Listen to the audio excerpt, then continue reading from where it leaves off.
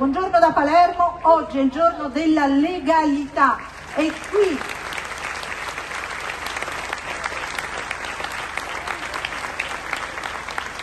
molto presenti oggi i giovani che hanno impresso un cambiamento generazionale anche nella consapevolezza che la mafia è male e delinquenza e va combattuta con una crescita delle coscienze che è avvenuta dopo le stragi.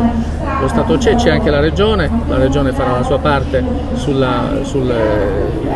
quello che è stato, diciamo, un'iniziativa molto bella, quella del museo del ricordo della lotta alla mafia, farà la propria parte facendo in modo che una legge approvata in Parlamento, mi auguro alla grande unanimità, possa consentire l'attività e il funzionamento di questo museo. Noi faremo la nostra parte come governo, ma sono convinto che tutte le forze politiche aderiranno al mio appello.